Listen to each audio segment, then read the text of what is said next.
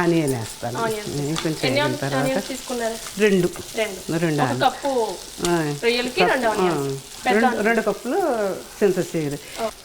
చింతచిగురు వచ్చే టైంలో అయితే వీటితో వేసి వీటితోటి రైల్లో వేస్తామండి. సింజీరు వేట మాంసంలో వేసుకుని సింజీరు మాంసం వండుతానండి.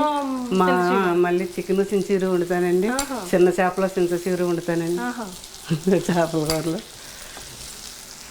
వంకాయల ముక్కలు గోల్డ్ రంగులో వేగితే బాగుంటుంది.